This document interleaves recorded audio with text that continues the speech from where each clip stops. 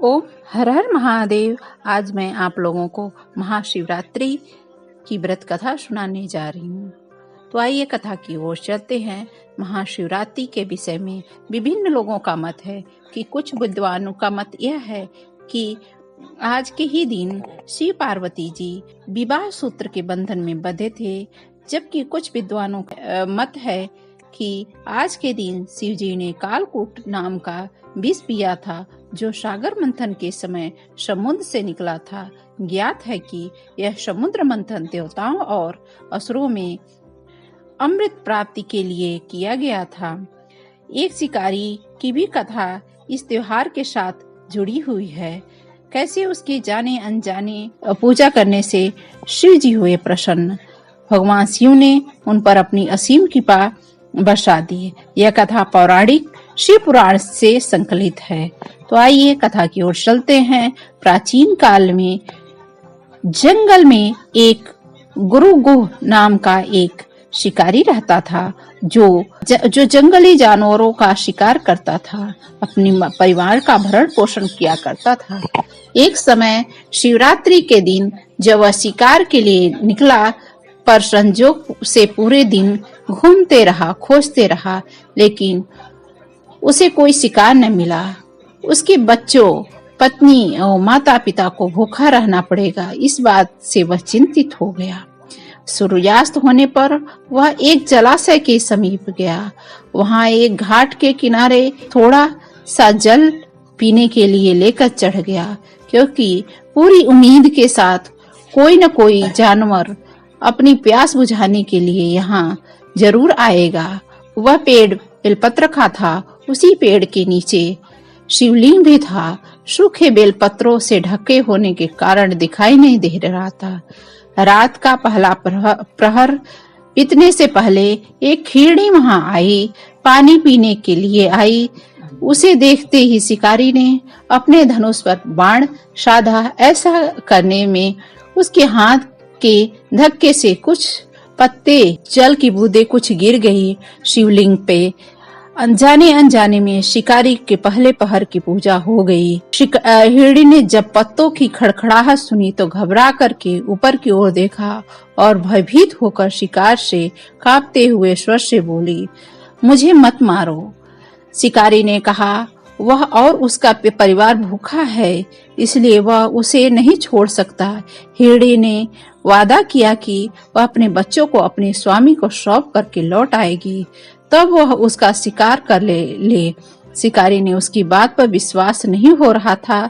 उसने फिर भी शिकारी को यह कहते हुए अपनी बात का भरोसा करवाया कि जैसे सत्य पर भी धरती टिकी हुई है, समुद्र मर्यादा में रहता है और झरनों से जल धाराएं गिरती रहती है, वैसे ही हम भी सत्य बोल रही हूँ। क्रूर होने के बावजूद भी शिकारी को उस पर दया आ गई और उसने जल्दी लौटना कह करके उस हिरनी को जाने दिया।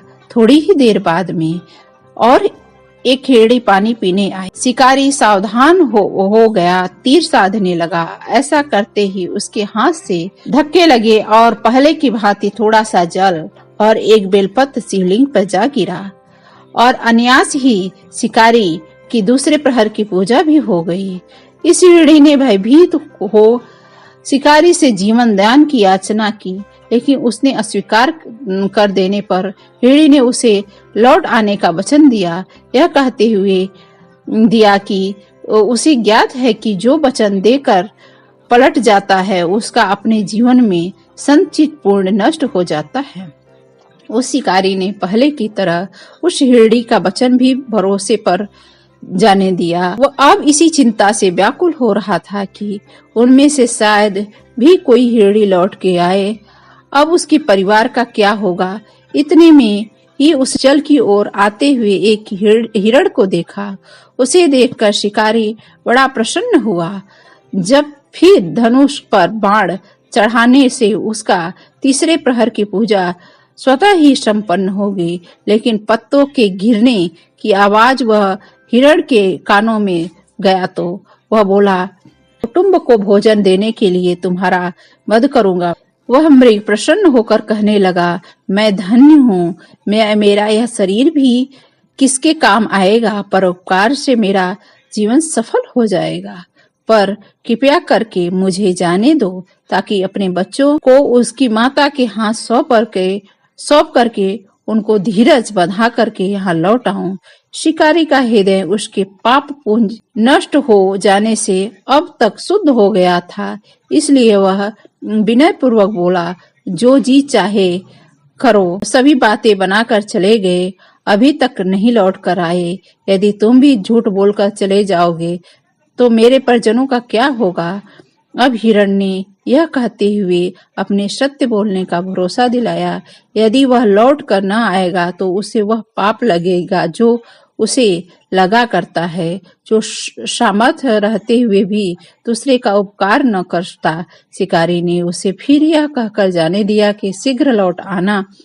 रात्रि का पहर शुरू होते ही उस शिकारी की हर्ष की सीमा न थी, क्योंकि उसने उन सब हिरण हिरणियों को अपने बच्चों सहित एक साथ आते देख लिया।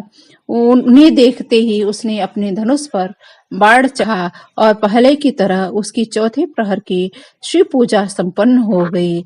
अब उस शिकारी के लिए शिव की कृपा से सभी पाप भस्म हो गए, इसलिए वह सोचने लगा, ओह, ये पशु धन्य हैं, जो ज्ञानहीन होकर भी अपने शरीर पर परोपकार करना चाहते हैं। लेकिन धिक्कार है मेरे जीवन को, जो मैं अनेक प्रकार के कुकृत्यों से अपने परिवार का पालन करता हूँ। अब उसने अपना बाण रोक लिया, मृगों से कहा कि वे सब धन्य हैं और उन्हें वापस जाने दिया।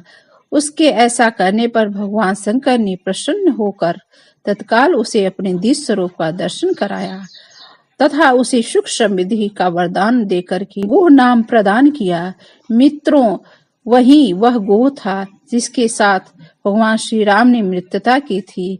शिव जी की जटाओं में गंगा जी को धारण करने वाले, सिर पर चंद्रमा को सजाने वाले, मस्तक पर त्रिपुंड तथा तीसरे नेत्र वाले, कंठ में कालपाश नाग रुद्राक्ष माला से सुशोभित, हाथ में डमरू और त्रिशूल है, जिसके भक्तगण बड़ी श्रद्धा से उन्हें शिव शंकर, भोलेनाथ, महादेव, भगवान आशुतोष, उमापति, गौरी शंकर, सोमेश्वर, महाकाल, ओंकारेश्वर, वैद्यनाथ, नीलकंठ, त्रिपुरारी, सदाशिव तथा अन्य सहस्त्रों नामों से संबंधित कर उनकी पूजा अर्चना करते हैं।